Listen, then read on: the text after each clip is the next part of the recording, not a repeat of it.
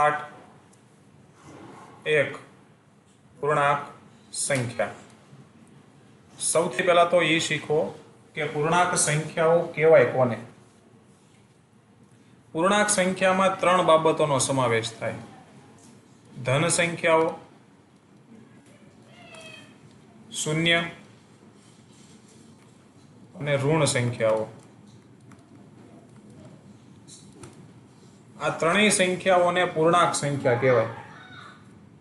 ધન સંખ્યાઓમાં આવે 1 2 3 4 એમ અનંત સુધીની સંખ્યાઓ।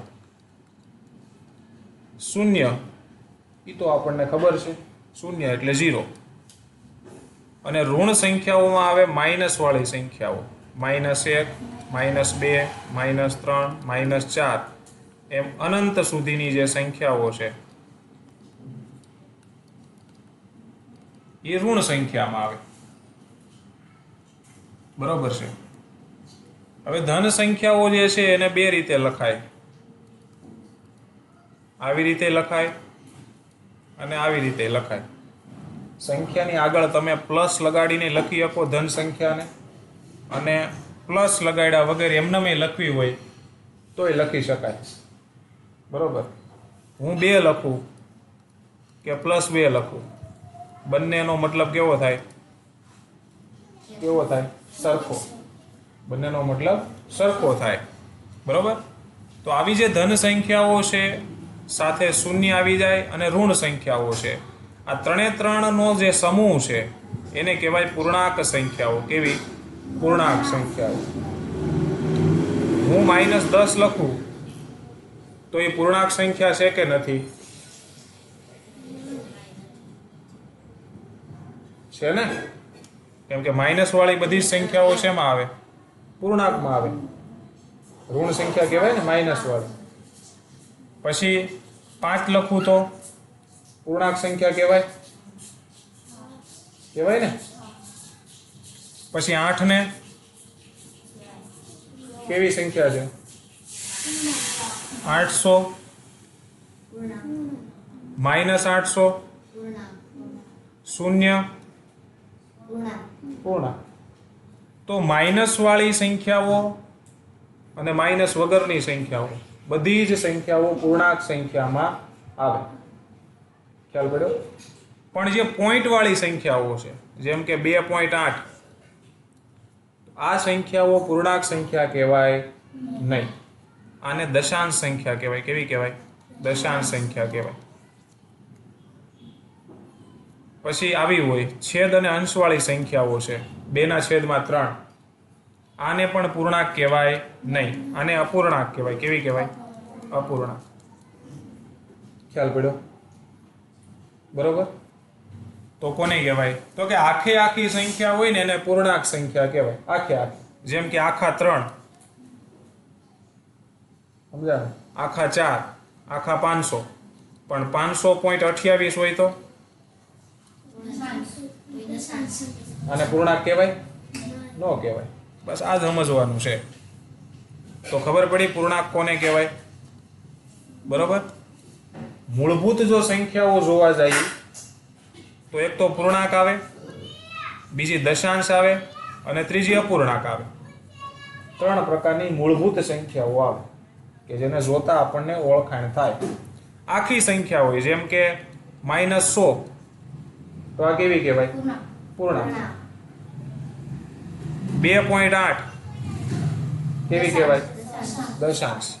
અને 1/3 અપૂર્ણાંક કહેવાય। ખ્યાલ પડ્યો? હવે પૂર્ણાંક અને અપૂર્ણાંક સંખ્યાનો ભેદ સમજાણો।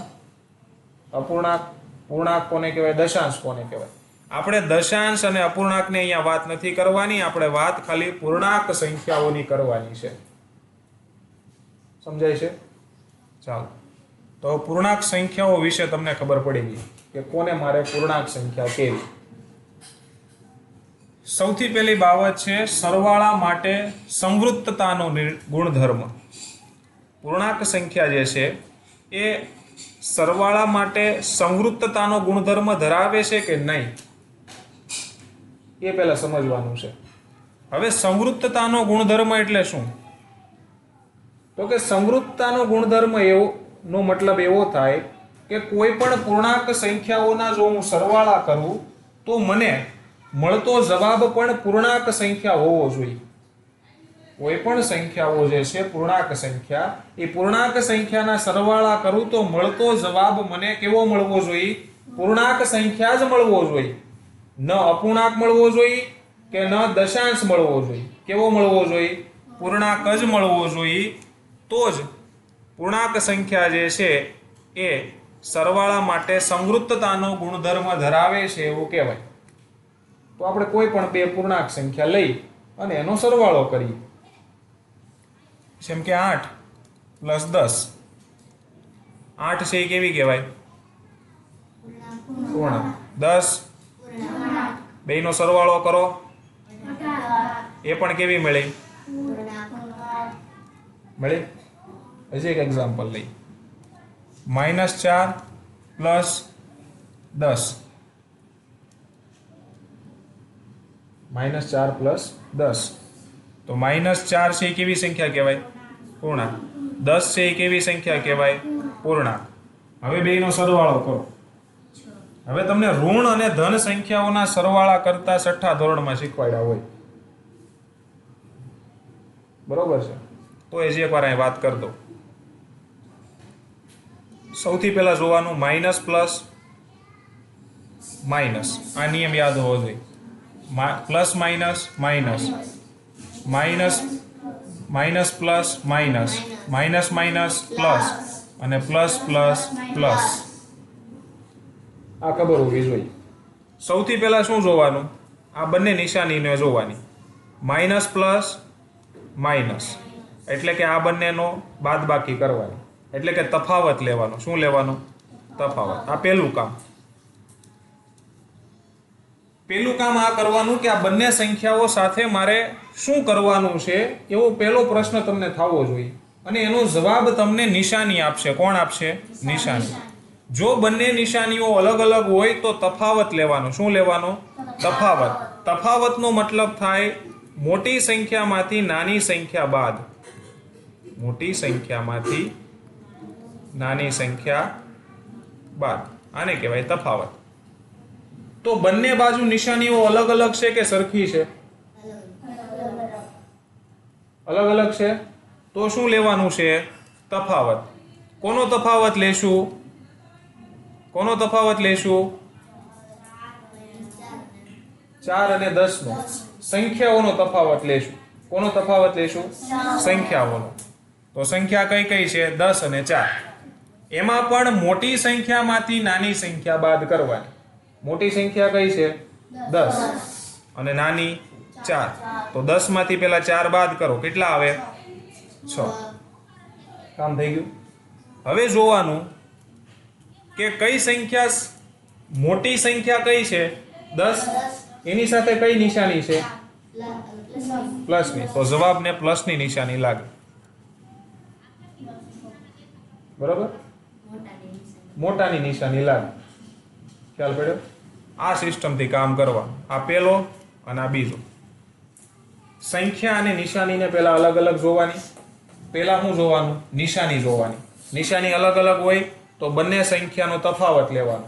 જે તફાવત મળે એને બંને સંખ્યામાં જે મોટી સંખ્યા છે એની નિશાની જવાબને લગાડવાની. આ બે વસ્તુને યાદ રાખવાની એટલે આવડી જાય.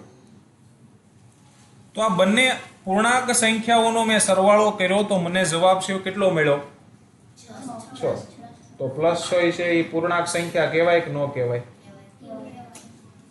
તો મને પૂર્ણાંક જવાબ મળ્યો કે ન મળ્યો? બરાબર.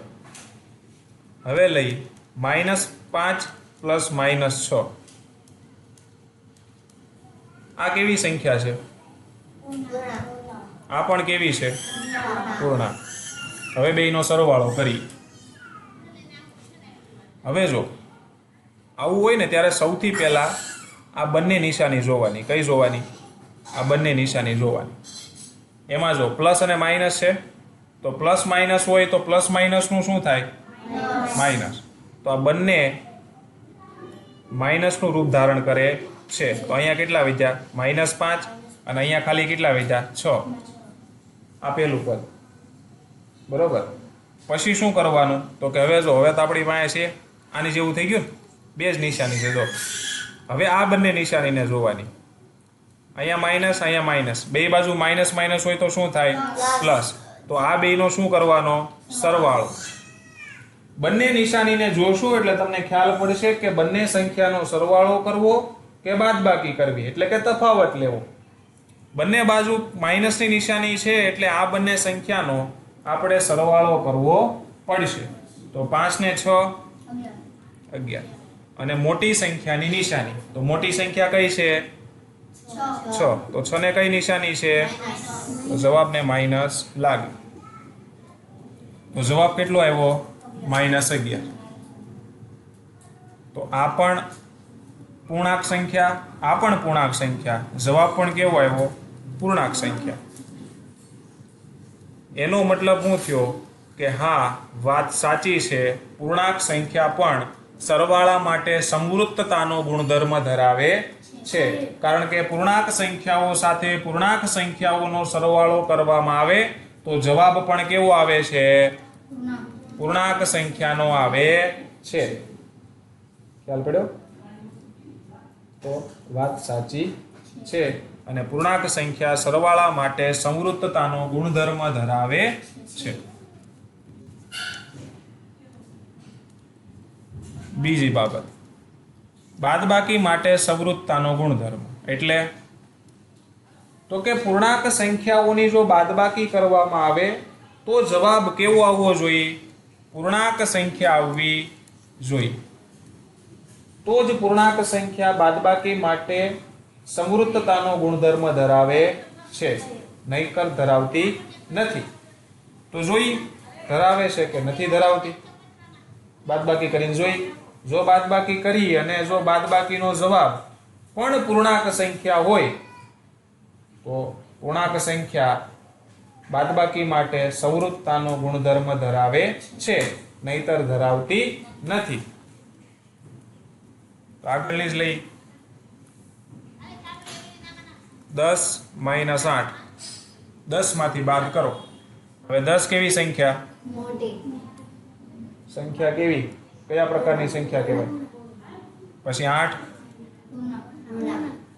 બંને પૂર્ણાંક છે, બાદબાકી કરો. 10 માંથી 8 જાય તો 2. તો 2 આવી એ કેવી આવી?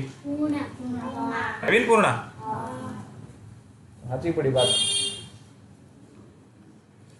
1 - 2 માંથી 5 બાદ કરો.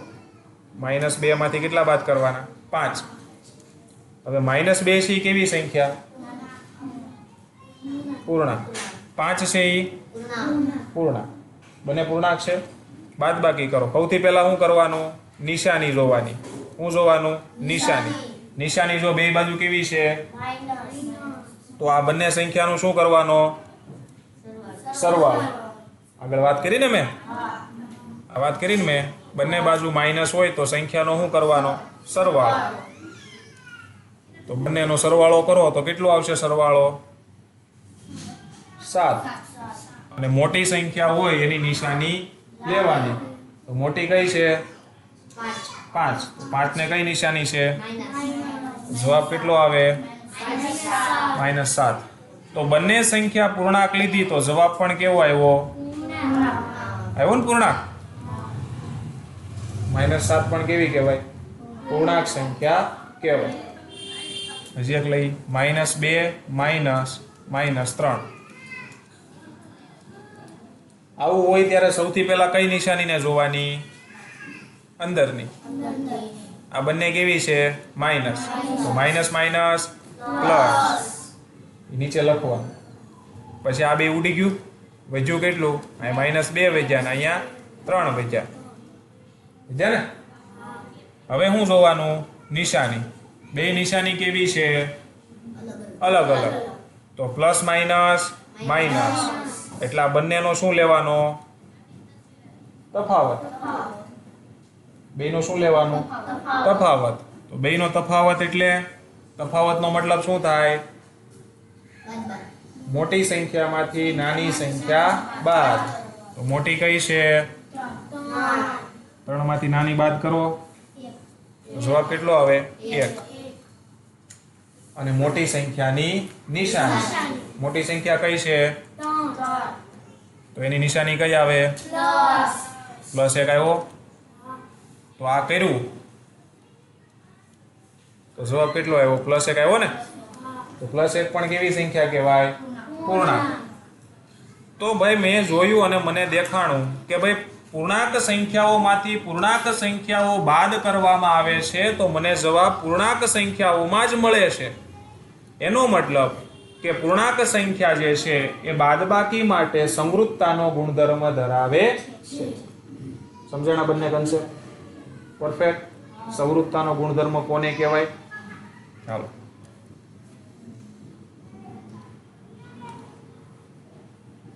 ત્યાર પછી છે સરવાળા માટે ક્રમનો ગુણધર્મ. હવે ક્રમનો ગુણધર્મ એટલે શું?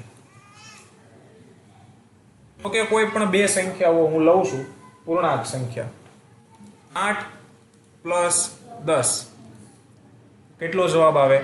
18.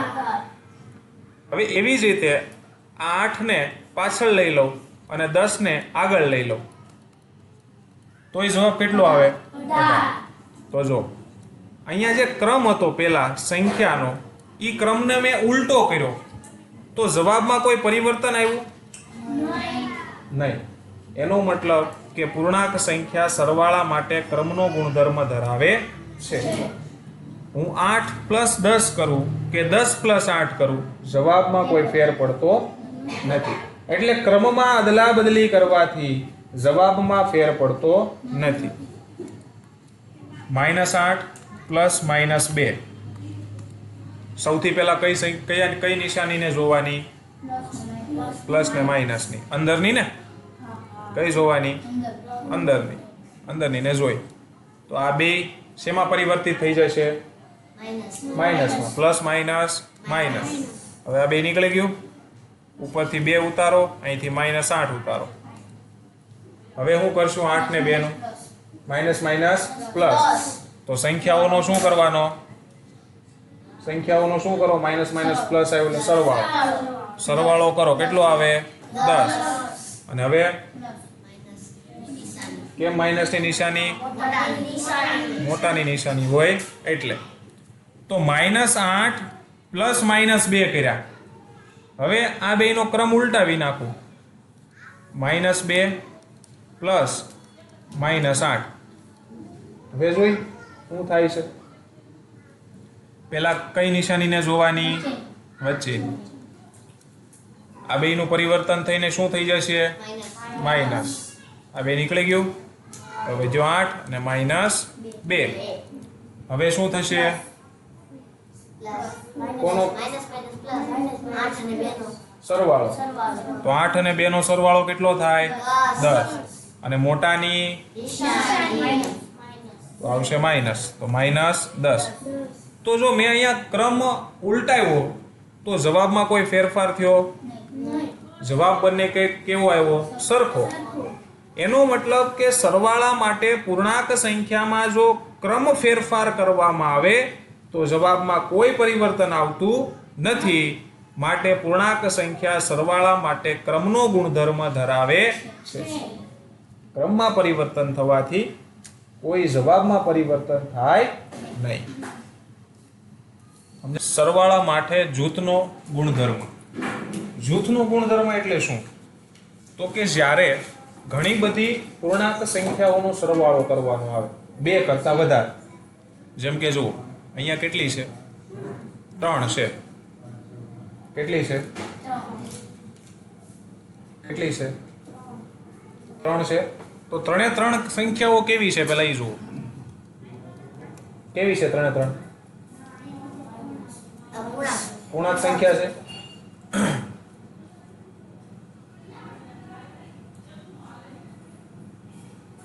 કેવી છે 3? પૂર્ણાંક સંખ્યા છે.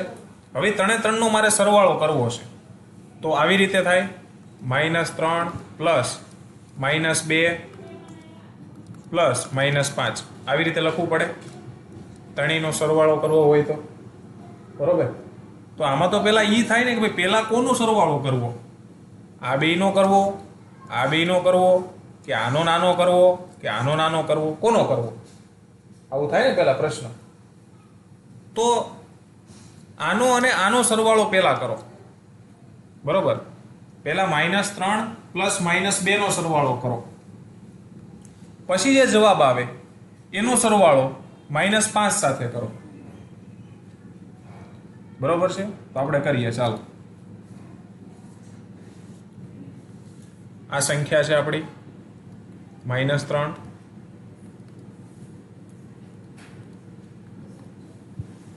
-3 પ્લસ -2 પ્લસ -5, બરોબર? સૌથી પહેલા આપણે આનો સરવાળો કરીએ, આ બંને સંખ્યાનો. તો પહેલા અંદરની જોવાની, પ્લસ માઇનસ માઇનસ, -2 અને -3, માઇનસ માઇનસ પ્લસ, એટલે બંનેનો કરવાનો સરવાળો અને મોટાની નિશાની લગાડવાની, એટલે -5 જવાબ આવ્યો. હવે આનું કામ પૂરું થઈ ગયું. હવે વધ્યું શું? પ્લસ -5, બરોબર છે? હવે પહેલા તો કે આ અંદરની નિશાની જોવાની, પ્લસ માઇનસ માઇનસ, અને આ તો -5 છે જ, ઉપરથી ઉતારવાના. માઇનસ માઇનસ પ્લસ, એટલે બંનેનો શું કરવાનો? સરવાળો, એટલે 10. નિશાની મોટાની, પણ મોટું હોય છે નહીં, તો બંનેની જે નિશાની હોય એ લાગે, -10 થાય. ખ્યાલ પડ્યો? જવાબ કેટલો આવ્યો? -10. હવે મેં પહેલા આનું કર્યું, આ બેને મેં પહેલા લીધા, એટલે કે આ બેનું મેં પહેલા જૂથ બનાવ્યું કે નહીં? ખ્યાલ પડે છે? પહેલા મેં આ બેનું જૂથ બનાવ્યું અને પછી એ જૂથની ગણતરી કર્યા પછી પાછળના જે -5 છે એની ગણતરી કરી, તો મને જવાબ કેટલો મળ્યો? -10. આ યાદ રાખજો. હવે હું જૂથને ફેરવું છું. હું શું કરીશ? -3 પ્લસ -2 પ્લસ -5. હવે હું પહેલા બેને જૂથ નહીં બનાવું, છેલ્લા બેને જૂથ બનાવીશ અને ગણતરી કરીશ. પહેલાનો -10 જવાબ હતો ને, જોઈએ. પ્લસ માઇનસ માઇનસ, -5 -2 ઉપરથી ઉતાર્યા, માઇનસ માઇનસ પ્લસ, એટલે 5 ને 2 નો સરવાળો કરવાનો, જવાબ આવે 7, મોટાની નિશાની. હવે ઉપરથી શું ઉતારવાનું? -3 અને સરવાળાની નિશાની, કેમ કે એ જ બાકી રહ્યું ને. આની ગણતરી તો થઈ ગઈ. હવે પ્લસ માઇનસ માઇનસ, એટલે -7 અને આગળ -3, માઇનસ માઇનસ પ્લસ, એટલે બેયનો શું કરવાનો? સરવાળો, એટલે 10, અને મોટાની નિશાની -10. તો મેં જૂથને પહેલા અલગ લીધું, ત્યાર પછી અલગ લીધું, તેમ છતાં મારો જવાબ કેટલો આવ્યો? -10. કેટલો આવ્યો? -10. એનો મતલબ કે સરવાળા જ્યારે કરવાના હોય પૂર્ણાંક સંખ્યાના, ત્યારે તમે કોઈ પણ જૂથને લઈને ગણતરી કરશો તો તમારો જવાબ સરખો આવશે ને આવશે. એનો મતલબ કે પૂર્ણાંક સંખ્યા જે છે એ સરવાળા માટે જૂથનો ગુણધર્મ ધરાવે છે. ખ્યાલ પડ્યો? પેલા બેને લઈને ગણો તોય ભલે, પાછલા બેને લઈને ગણો તો પણ ભલે, જવાબ તો સરખો જ આવશે. આ કન્સેપ્ટને સમજવાનું છે. સમજાણું? આને કહેવાય જૂથનો ગુણધર્મ. ત્યાર પછી છે સરવાળા માટે તટસ્થતાનો ગુણધર્મ. હવે તટસ્થતા એટલે, તટસ્થતાનો મતલબ થાય કે સંખ્યામાં કોઈ પરિવર્તન ન થવું જોઈએ. સંખ્યામાં પરિવર્તન ન થવું જોઈએ. એટલે કે હું કોઈ પણ પૂર્ણાંક સંખ્યાની અંદર શૂન્ય ઉમેરું તો જવાબ કયો આવશે? એની જ સંખ્યા આવશે, એમાં કાંઈ પરિવર્તન થશે નહીં. એવી જ રીતે શૂન્યની અંદર કોઈ પૂર્ણાંક સંખ્યાને ઉમેરું તો જવાબ કેટલો આવશે? જે સ્વાધ્યાય 1.2 પૂર્ણાંક સંખ્યાઓની જોડી લખો જેનો સરવાળો -7 હોય. હવે બે સંખ્યાઓ છે, એવી બે સંખ્યાઓ આપણે શોધવાની છે કે જેનો સરવાળો કેટલો હોય? -7. એનો મતલબ કે અહીંયા કોઈ સંખ્યા લખીશ, એમાં બીજી એક સંખ્યા ઉમેરીશ, સરવાળો કરીશ, અને બંનેનો જે સરવાળો છે એ કેટલો આવશે? -7 આવું થાય ને મતલબ તો આવો થયો કોઈ પણ બે સંખ્યા હશે હવે અહીંયા કઈ સંખ્યા છે મને ખબર નથી ને અહીંયા કઈ સંખ્યા છે એ પણ મને ખબર નથી પણ બંનેનો સરવાળો કેટલો આવશે -7 આ મને ખબર છે હવે શું કરવાનું તો કે 7 કરતા નાની કોઈ પણ સંખ્યા અથવા તો 7 ની આજુબાજુની કોઈ પણ સંખ્યા બરોબર તમારે લેવાની તો કોઈ પણ સંખ્યા બોલો જે 7 ની આજુબાજુની હોય 6 લઈ એ તમે કોઈ પણ જગ્યાએ મૂકી શકો અહીંયા મૂકો કે અહીંયા મૂકો આપણે અહીંયા મૂકીએ 6 અહીંયા પ્રશ્ન ચિહ્ન એક તો આપણે ધારી લીધી હવે બીજી કઈ આવશે એ આપણે શોધવી પડે હવે જો હવે જેને શોધવું હોય ને એને એકલું પાડવું પડે ગણતરીમાં જેને શોધવું હોય એને કેવું પાડવું પડે એકલું હવે આ જો પ્રશ્ન ચિહ્ન એકલો છે કે એની સાથે કોઈ જોડાણ છે +6 છે સમજાણું એકલું એટલે આખું આમ એની સાથે બીજી કોઈ સંખ્યા કે એનો સરવાળો કે બાદબાકી કે ગુણાકાર કે ભાગાકાર ન હોવી જોઈએ એને એકલું પાડ્યું કહેવાય જો આ પ્રશ્ન ચિહ્ન સાથે સરવાળાનો 6 છે કે નહીં તો આ 6 એની સાથે જોડાયેલો છે આ 6 હે હવે આ 6 છે એ કેવો છે પ્લસ છે માઇનસ છે કેવો છે +6 છે ખાસ ધ્યાન રાખજો કોઈ પણ સંખ્યા હોય ને સંખ્યા એની આગળની જે નિશાની હોય ને એ સંખ્યાની નિશાની કહેવાય જેમ કે 5 -3 છે તો 3 ની નિશાની કઈ કહેવાય આ માઇનસ કહેવાય કે આ માઇનસ કહેવાય અંદરની માઇનસ કહેવાય આ ખાસ ધ્યાન રાખજો પછી -3 + 4 હોય તો આ 4 ની નિશાની કઈ કહેવાય પ્લસ આ સમજવાનું છે આ 4 ની નિશાની પ્લસ છે અને 3 ની નિશાની માઇનસ છે સંખ્યાની આગળ જે નિશાની હોય ને એ સંખ્યાની નિશાની કહેવાય એટલું સમજવાનું પહેલા ખ્યાલ પડી ગયો આ હવે જો હવે આને મારે અલગ પાડવું છે આ 6 છે કેવા છે પ્લસ છે તો આ 6 ને મારે ક્યાંક નાખવા પડે ક્યાંક લઈ જવા પડે તો જ આ એકલું થાય તો એને હું ક્યાં લઈ જાય બરાબરની બીજી બાજુ ક્યાં લઈ જાય બરાબરની બીજી બાજુ બરાબરની બીજી બાજુ જાય ત્યારે આ +6 છે કેવા થઈ જાય -6 કેવા થઈ જાય -6 આવું થઈ જાય -6 ખ્યાલ પડ્યો બરાબરની બીજી બાજુ જાય ને એટલે નિશાની ફરે બરોબર પ્લસ હોય તો કેવું થઈ જાય માઇનસ હોય તો પ્લસ ગુણાકાર હોય તો ભાગાકાર થઈ જાય અને ભાગાકાર હોય તો ગુણાકાર થઈ જાય સમજણ પડી હવે પ્રશ્ન ચિહ્ન બરાબર હવે તો આપણને આવડ્યા જો બે બાજુ નિશાની કેવી છે સરખી તો માઇનસ પ્લસ તો બે સંખ્યાનો શું થશે સરવાળો કેટલો આવશે 13 અને મોટાની તો કઈ નિશાની આવશે માઇનસ તો જવાબ કેટલો આવ્યો -13 તો આ પેલી તો આપણને ખબર હતી 6 પેલી તો સંખ્યા હતી 6 ને તો બીજી સંખ્યા કઈ થાય -13 અને આ બંનેનો તમે સરવાળો કરો એટલે જવાબ કેટલો આવે -7 ખ્યાલ પડ્યો આવી રીતે બંને જોડી મળે હવે આનો આપણે તમે ગણતરી કરો એટલે તમને -7 આવી જશે જેમ કે પ્લસ માઇનસ એટલે -13 અને આગળ 6 હવે 6 માંથી 13 જાય 6 માંથી 13 નો જાય ને પણ આ 6 કેવા છે પ્લસ એટલે પ્લસ માઇનસ એટલે 13 માંથી 6 બાદ કરવાના તો 13 માંથી 6 જાય તો કેટલા વધે 7 અને મોટાની નિશાની આવી ગયા -7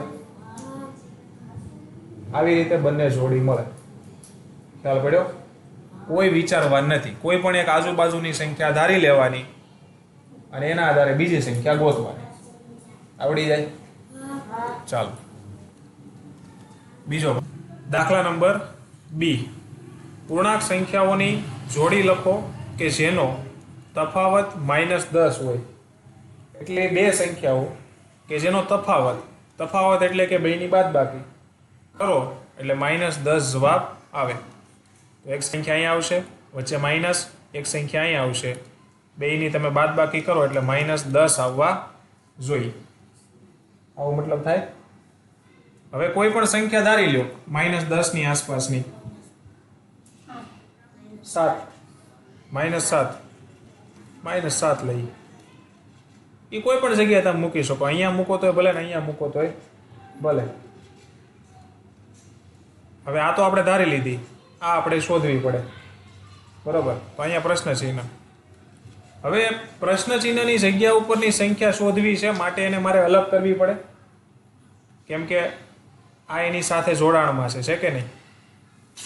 આ સંખ્યાની સાથે જોડાણમાં છે, નિશાની સાથે, એટલે એને અલગ કરવી પડે. અલગ કરવી હોય તો બરાબરની બીજી બાજુ લઈ જવી પડે. તો હવે એને હું લઈ જાઉં તો એ માઇનસ છે, બીજી બાજુ જાય તો શું થઈ જાય? પ્લસ. બરાબર. -10 પ્લસ 7 માઇનસ છે એટલે કેવા થઈ જાય? પ્લસ થઈ જાય. +7 આવું થઈ જાય. માઇનસનું શું થઈ જાય? પ્લસ.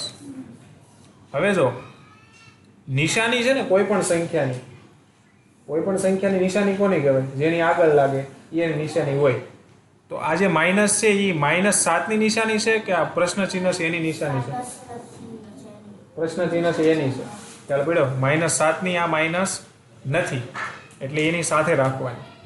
પ્લસ હોય તો એનું કાંઈ કરવાનું થાય નહીં, કેમ કે એ તો મૂકો તોય ભલે, ન મૂકો તોય ભલે.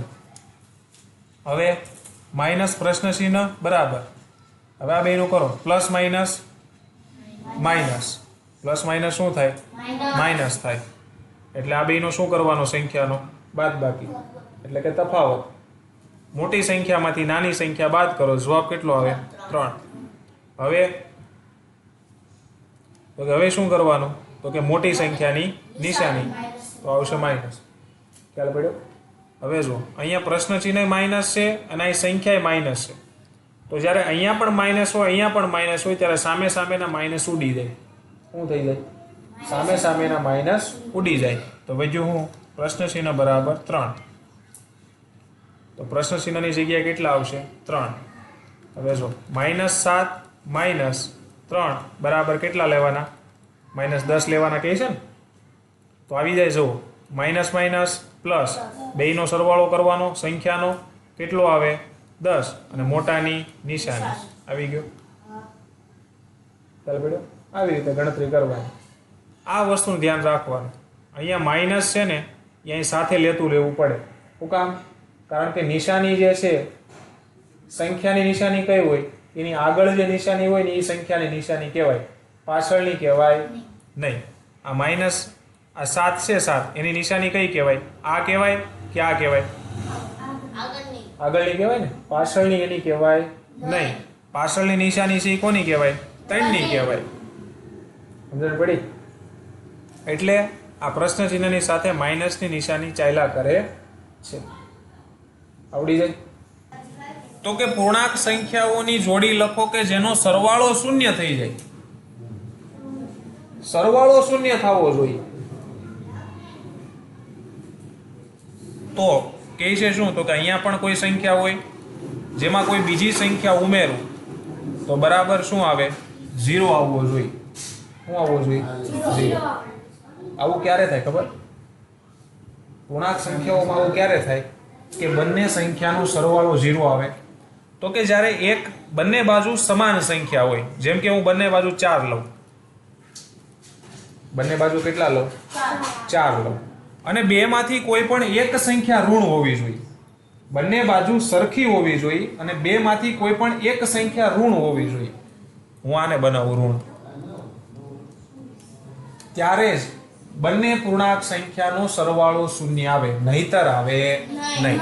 જો ગણીએ પ્લસ માઇનસ માઇનસ, અને આ તો 4 ના 4, 4 માંથી 4 કાઢો એટલે 0 આવી ગયું. પૂર્ણાંક સંખ્યાઓનું શૂન્ય સરવાળો એટલે કે પૂર્ણાંક સંખ્યાઓનો સરવાળો શૂન્ય ત્યારે જ આવે જ્યારે એક સંખ્યા ધન હોય અને એક સંખ્યા માઇનસ હોય, ઋણ હોય. એક સંખ્યા ધન હોય અને બીજી સંખ્યા ઋણ હોય અને બંને સંખ્યા સરખી હોવી જોઈએ. કેવી હોવી જોઈએ? સરખી. કાં તો બંને સંખ્યા સરખી હોવી જોઈએ અને બંને સંખ્યાઓમાંથી એક ધન અને એક ઋણ હોવી જોઈએ. જેમ કે 5 અને 5 બે સંખ્યાઓનો સરવાળો કરવો છે ને, બે સંખ્યાઓ લીધી, બંને સંખ્યાઓ સરખી લેવાની, એટલે બંને 5 5 લીધી. હવે જો બંને કેવી છે? પ્લસ જ છે ને, આપણે એક ઋણ લેવી પડે, તો આને ઋણ લ્યો. હવે તમે આની ગણતરી કરજો એટલે 0 આવશે. સમજાયું? આની તમારે ગણતરી કરવાની છે અને જો 0 આવે તો કોમેન્ટ સેક્શનમાં લખવાનું સાહેબ ત્રીજાનો જવાબ સી નો જવાબ શૂન્ય આવ્યો. અને ઓલામાં તમારે શું લખવાનું? સર બી નો જવાબ -10 આવી ગયો. થશે? ચાલો પ્રશ્ન નંબર 2. પ્રશ્ન નંબર 2. જેનો તફાવત 8 હોય એવા ઋણ પૂર્ણાંકોની જોડી લખો. જેનો તફાવત 8 હોય એવા ઋણ પૂર્ણાંકોની જોડી લખો. એટલે કે અહીંયા ઋણ સંખ્યા હોય, અહીંયા પણ ઋણ સંખ્યા હોય, બંનેનો તફાવત એટલે કે માઇનસ, બરાબર જવાબ કેટલો આવે? 8. હવે અહીંયા પણ ઋણ હોવી જોઈએ ને અહીંયા પણ ઋણ હોવી જોઈએ. બે બાજુ ઋણ જ કહે છે ને, તો કોઈ પણ ઋણ સંખ્યા ધારવી પડે અને પછી કામ થાય. તો કોઈ પણ ઋણ સંખ્યા ધારો. -4 ધારી હાલો.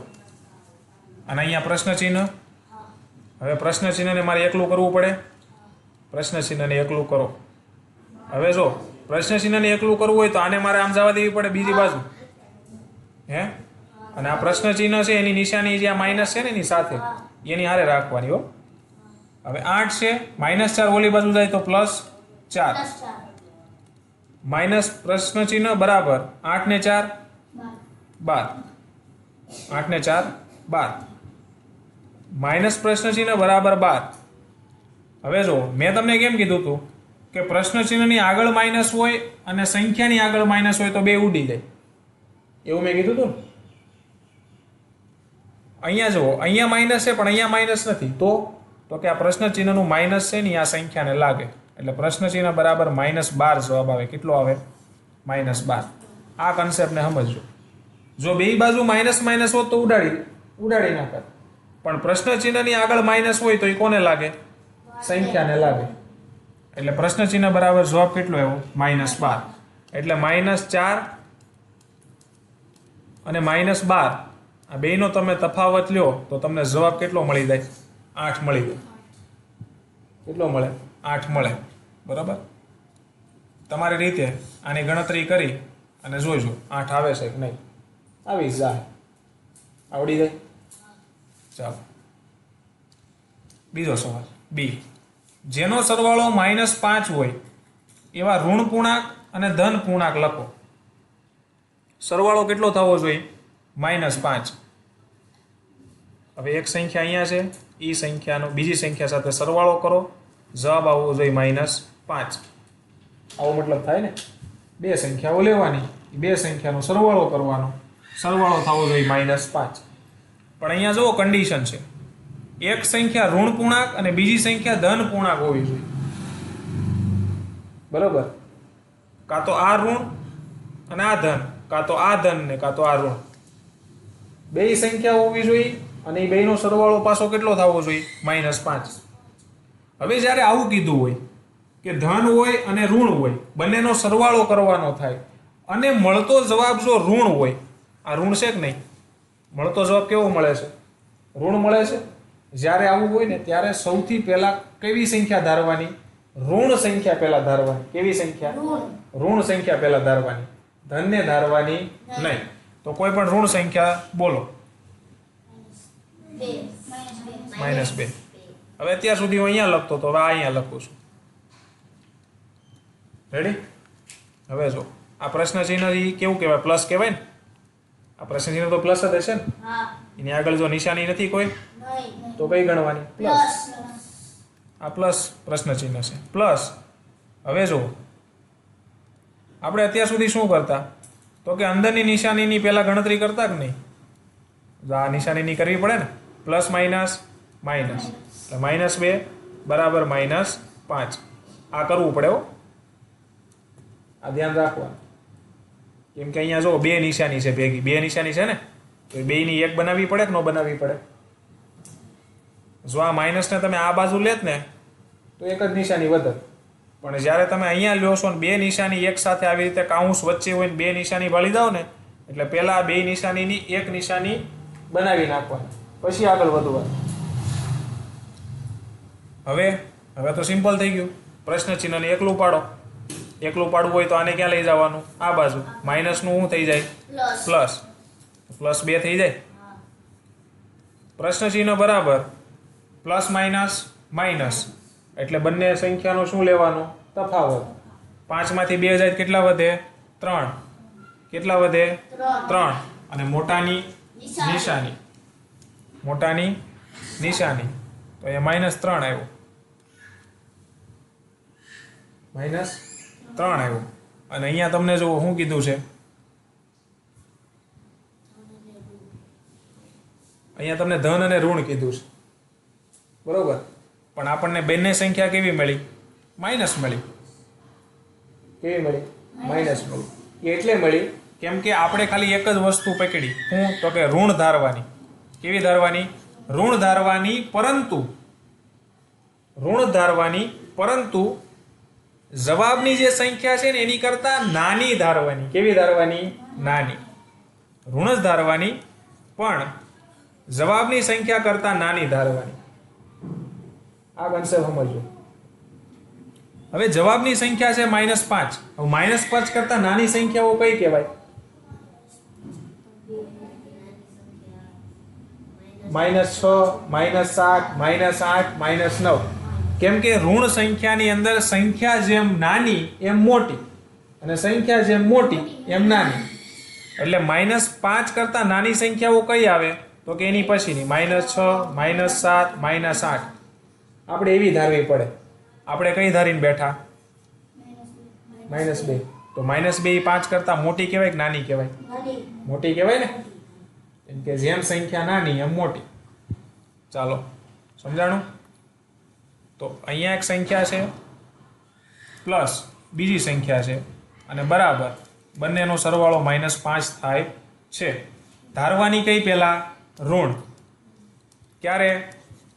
જ્યારે એક ઋણ હોય અને એક ધન હોય અને બંનેનો સરવાળો કરો તો મળતી સંખ્યા કેવી હોય? ઋણ હોય. કેવી હોય? ઋણ હોય ત્યારે. સમજણ પડી? ઋણ હોય ત્યારે ધારવાની ઋણ, અને જવાબ કરતા કેવી ધારવાની? નાની. તો -5 કરતા કોઈ પણ નાની ઋણ સંખ્યા ધારો. -8. બરાબર. અહીંયા લખો કે અહીંયા લખો, કાંઈ ફરક પડે નહીં. આ પ્રશ્ન ચિહ્ન તો એમને આવશે.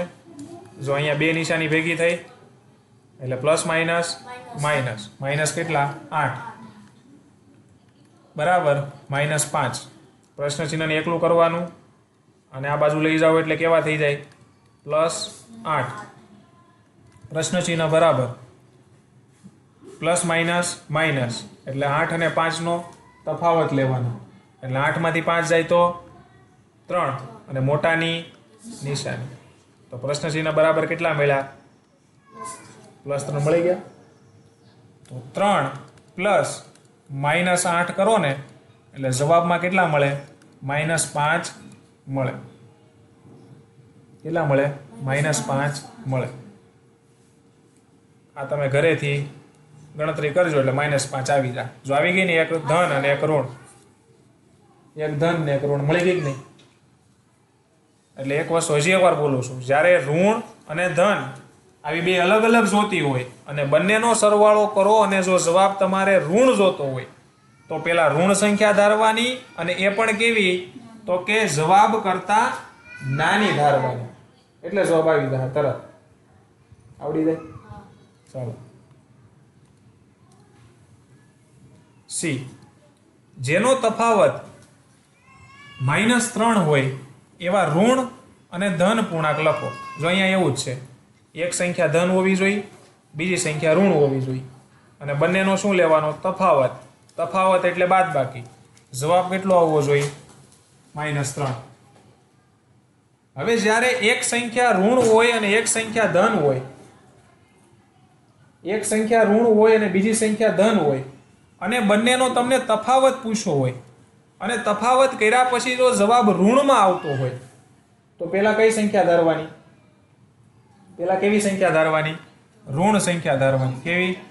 ઋણ સંખ્યા ધારવાની, ઋણ જ, પણ જવાબ કરતા મોટી ધારવાની. કેવી ધારવાની?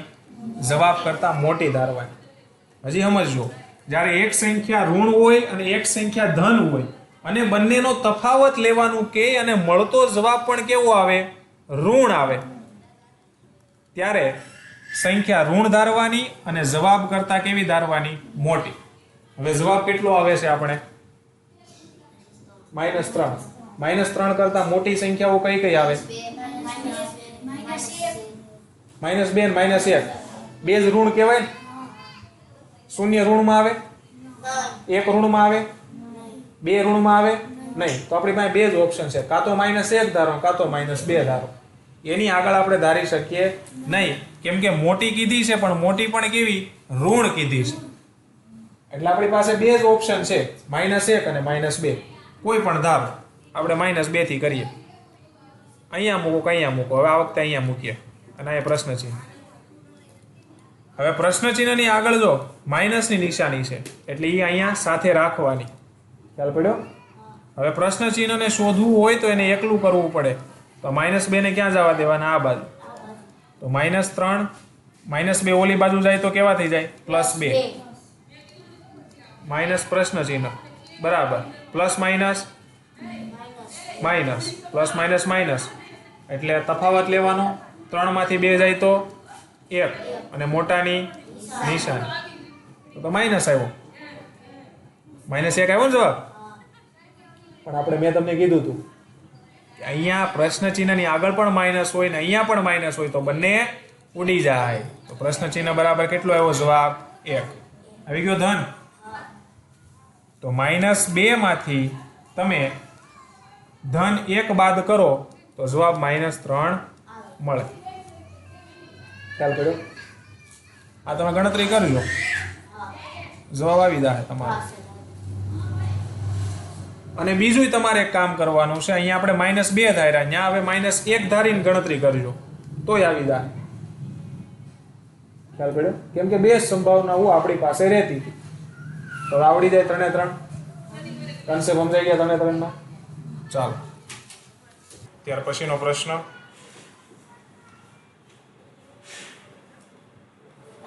પ્રશ્ન નંબર 3. ક્વિઝના 3 ક્રમિક રાઉન્ડ પછી ટીમ એ ના ગુણ -40, 10 અને 0 છે અને ટીમ બી ના ગુણ 10, 0 અને -40 છે. કઈ ટીમના ગુણ વધુ છે? શું આપણે કહી શકીએ કે પૂર્ણાંક સંખ્યાઓને કોઈ પણ ક્રમમાં ઉમેરી શકીએ? શું કહે છે? ક્વિઝ છે, બરોબર? ક્વિઝ એટલે પ્રશ્નોત્તરી, અને પ્રશ્નોત્તરીના ટોટલ 3 રાઉન્ડ ગોઠવવામાં આવ્યા. એમાં ટીમ એ અને ટીમ બી છે. ટીમ એને પહેલા રાઉન્ડમાં કેટલા માર્ક્સ આવ્યા? -40. પછી બીજા રાઉન્ડમાં 10 અને ત્રીજા રાઉન્ડમાં 0. એવી જ રીતે ટીમ બીને પહેલા રાઉન્ડમાં 10, બીજા રાઉન્ડમાં 0, ત્રીજા રાઉન્ડમાં -40 આવ્યા. હવે 3 રાઉન્ડના તમે સરવાળો કરો તો કઈ ટીમને વધુ ગુણ આવ્યા એવું પૂછ્યું છે. કઈ ટીમને ગુણ વધારે આવ્યા એવો પ્રશ્ન છે, બરોબર? હવે પહેલા ટીમ એ જુઓ અને ટીમ બી જુઓ. હવે આનો તમે સરવાળો કરો, આ સંખ્યાનો તમે સરવાળો કરો અને આ સંખ્યાનો તમે સરવાળો કરો. આનો સરવાળો કરો ને આનો સરવાળો કરો. અહીંયા જે કાંઈ જવાબ આવે એમાં જેનો જવાબ મોટો આવે એને ગુણ વધારે મળ્યા હોય, બરોબર છે, અને જેનો નાનો આવે એને ગુણ ઓછા મળ્યા હોય. પણ મેં તમને આગળ એક નિયમ લખાવ્યો હતો કે પૂર્ણાંક સંખ્યાઓ જે છે એ સરવાળા માટે ક્રમનો ગુણધર્મ ધરાવે છે. ખબર છે? પૂર્ણાંક સંખ્યાઓ સરવાળા માટે ક્રમનો ગુણધર્મ ધરાવે છે. ક્રમનો ગુણધર્મ એટલે કે પૂર્ણાંક સંખ્યાઓનો જે ક્રમિક સરવાળો છે એમાં સંખ્યાઓના ક્રમને જો અદલાબદલ કરવામાં આવે તો પણ છેલ્લો જવાબ સમાન જ રહે. તો પણ બંનેનો જવાબ કેવો રહે? સમાન જ રહે. બરોબર. તમે 2+5 કરો કે 5+2 કરો, જવાબ કેટલો આવે? 7 નો 7 જ આવે. આવે કે ન આવે? હે?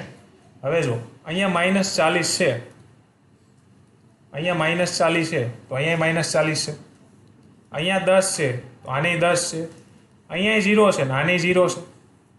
બંનેમાં જો સંખ્યા સમાન છે પણ બંનેના ક્રમ જે છે ને એ અલગ અલગ છે કે નહીં?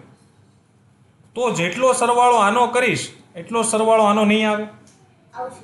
કેમ કે પૂર્ણાંક સંખ્યાના સરવાળામાં પૂર્ણાંક સંખ્યાઓ જો અદલ બદલ કરવામાં આવે, જગ્યાઓને ફેરવવામાં આવે તો પણ જવાબ તેનો તે જ રહે છે. કારણ કે પૂર્ણાંક સંખ્યાઓ સરવાળા માટે ક્રમનો ગુણધર્મ ધરાવે છે. તો આ બંનેના જવાબો કેવા આવશે? સરખા આવશે. હે? તો કોઈ ટીમને વધુ ગુણ મળ્યા નથી, બંનેને એક જ સરખા ગુણ મળ્યા હશે. એ ગણતરી કર્યા વગર મને ખબર પડી ગઈ, કેમ કે મને આ ખબર છે અને એ મેં લગાડ્યું. જુઓ છે ને, બે બાજુ જુઓ સંખ્યા સરખી, ખાલી ઉપર નીચે થઈ છે. અહીંયા પહેલા માઇનસ લીધા 40, અહીંયા છેલ્લે લીધા, અને કરવાનો સરવાળો જ છે. કેમ કે જુઓ કઈ ટીમના ગુણ વધુ છે, વધુ છે એટલે ઉમેરવાનો જ થાય. આનો સરવાળો કરવાનો, આનો સરવાળો કરવાનો, બંનેમાં જવાબ સરખા જ આવવાના છે. તો કોઈ વધારે નહીં, કોઈ ઓછું નહીં. બરોબર. તો આપનો જવાબ મળી ગયો પહેલાનો. બરોબર. કે ગ્રુપ એ એટલે કે ટીમ એ અને ટીમ બી માંથી કોઈ પણ ટીમને વધુ ગુણ મળેલા નથી, બંનેને સરખા ગુણ મળેલા છે. બરોબર. કેટલા મળેલા છે એ પ્રશ્ન નથી. જો છે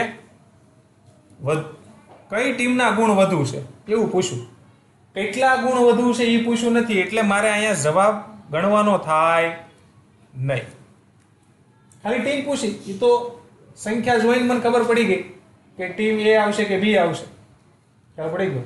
બંનેને સરખા જ છે.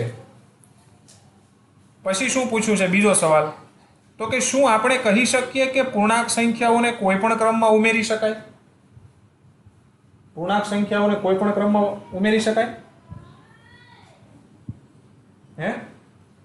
કેમ કે નિયમ કહે છે ને કે પૂર્ણાંક સંખ્યાઓ જે છે એ સરવાળા માટે ક્રમનો ગુણધર્મ ધરાવે છે, એટલે તમે પૂર્ણાંક સંખ્યાઓને કોઈ પણ ક્રમમાં ઉમેરી શકો. આવડી જાય. પ્રશ્ન નંબર 4. નીચે આપેલ વિધાનોને સાચા બનાવવા માટે ખાલી જગ્યા પૂરો. પહેલો પ્રશ્ન, -5 + -8 બરાબર -8 પ્લસ કેટલા? આ શોધવાનું. હે? હવે તમે બંને સંખ્યા જુઓ એટલે તમને નિયમ યાદ આવે. પૂર્ણાંક સંખ્યાનો સરવાળા માટેનો ક્રમનો ગુણધર્મ આવે કે નહીં? હું -5 + 8 કરું કે -8 + 5 કરું, બેયના જવાબ કેવા આવે? સમાન જ આવવાના ને. તો અહીંયા કયો આવશે? -5. કોણ આવે? -5 આવે. કેમ કે -8 + -5 કરું કે -5 + -8 કરું, બંનેના જવાબ કેવા આવે? સરખા જ આવે. જેમ કે અહીંયા 2 + 5 કરું કે પછી 5 + 2 કરું, જવાબ કેવા આવવાના? સરખા. 7 ના 7 આવશે. તો હું લખી ન શકું કે 2 + 5 બરાબર 5 + 2? આવું લખી શકું કે નહીં? કેમ કે બંનેના જવાબ કેવા આવે છે? સરખા. આવડી જાય. ગણતરી કરવી પડે નહીં, એમ ન ખબર પડે. બીજો પ્રશ્ન, -53 પ્લસ ખાલી જગ્યા બરાબર -53. હવે આમાં તમને શૂન્યના ગુણધર્મની ખબર હોવી જોઈએ, પૂર્ણાંક સંખ્યાના. ખબર? મેં તટસ્થતાની વાત કરી હતી, તટસ્થતાની, કે કોઈ પણ સંખ્યામાં તમે શૂન્ય ઉમેરો તો એની એ જ સંખ્યા જવાબમાં આવે. હવે -53 છે તો -53 જ મારે જો જવાબમાં લાવવા હોય તો મારે -53 માં શું ઉમેરવું પડે? શું ઉમેરવું પડે? કેમ કે -53 ને જ પાછા મારે શેમાં લાવવાના છે? જવાબમાં લાવવા છે. -53 છે એને જ મારે જો ખાલી જવાબમાં લાવવા હોય તો -53 માં મારે શું ઉમેરવું પડે? 0. કેમ કે આ 2 છે, અહીં પ્લસ, અહીં ખાલી જગ્યા. બરાબર, પાછા અહીંયા 2 લાવવા હોય તો 2 માં કેટલા ઉમેરું? 2 આવે 0. ખબર પડી? એટલે કોઈ પણ સંખ્યામાં 0 ઉમેરો તો પણ એની સંખ્યા જવાબમાં આવે, અને 0 માં કોઈ પણ સંખ્યા ઉમેરો તો પણ એની એ જ સંખ્યા જવાબમાં આવે. ચાલો, ત્યાર પછીનો પ્રશ્ન.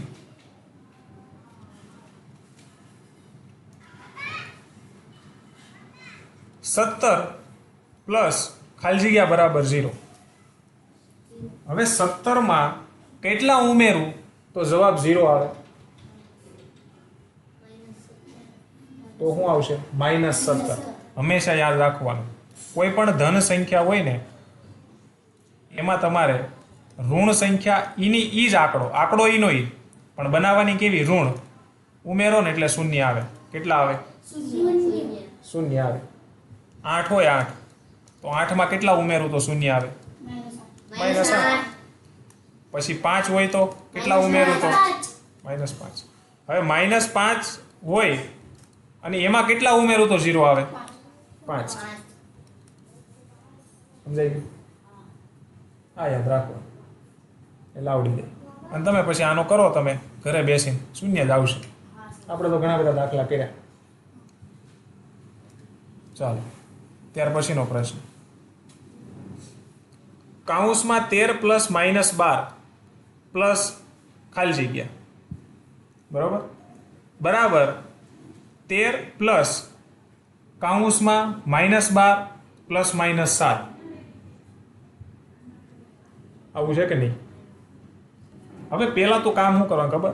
આ બેના કૌંસ કાઢી નાખો તો અહીંયા કેટલા વધે? 13 પ્લસ -12 પ્લસ ખાલી જગ્યા બરાબર 13 પ્લસ -12 પ્લસ -7. કૌંસ કાઢી નાખ્યા. જો અહીંયા 13 આવી ગયો,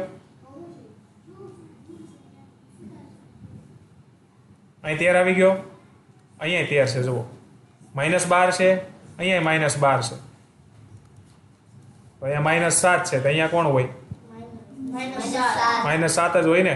કેમ કે સરવાળાની અંદર કોઈ પણ ક્રમ ફરે જવાબ ઈનો ઈ જ આવે. બંનેના જવાબ કેવા આવે? સરખા. પૂર્ણાંક સંખ્યા માટે સરવાળાનો ક્રમનો ગુણધર્મ યાદ રાખવાનો. ખ્યાલ પડ્યો? કોઈ પણ સંખ્યા આમ તેમ ફરે તો એનો ઈ જવાબ આવે. હવે અહીંયા કાઉન્સે છે સાથે સાથે, તો કાઉન્સમાં પણ એ જ બાબત સમજવાની છે. શું સમજવાની?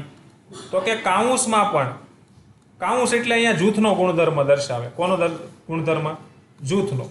હવે હું આ બેયને પહેલા લઈ અને પછી આનો સરવાળો કરું તો પણ જવાબ ઈનો ઈ જ આવે. બરોબર છે? અને આ બેયને પહેલા લઈ અને પછી આનો સરવાળો કરું તોય જવાબ કેવો આવે? ઈનો ઈ જ આવે. અને આ મેં તમને આ થિયરીમાં સમજાવ્યું હતું. ખબર છે કે પહેલા આ બેયનો સરવાળો કરો કે પહેલા આ બેયનો સરવાળો કરો, જવાબ તો સરખો જ આવે. કારણ કે સરવાળો જે છે એ જૂથનો ગુણધર્મ ધરાવે છે. પૂર્ણાંક સંખ્યા સરવાળા માટે જૂથનો ગુણધર્મ ધરાવે છે. એટલે કોઈ પણ ને તમે જૂથ લઈ અને કામ કરો, જવાબ ઈનો ઈ જ આવે. એટલે અહીં જવાબ કેટલો આવશે? -7. આવડી જાય? ચાલો, પ્રશ્ન નંબર 5. -4 પ્લસ કૌંસમાં 15 પ્લસ -3 બરાબર કૌંસમાં -4 પ્લસ 15 પ્લસ ખાલી જગ્યા. હવે તમને આવડી જવું જોઈએ. -3 થઈ જાય કે? કેમ કે જો બંને બાજુ સંખ્યા સરખી છે કે નહીં, અને પ્લસ છે બરોબર. હવે તમે અહીંયા કૌંસ મારો કે અહીંયા કૌંસ મારો, એની ઈ જ આવે. જવાબ બંનેનો કેવો આવે? સરખો જ આવવાનો. આવડી જાય?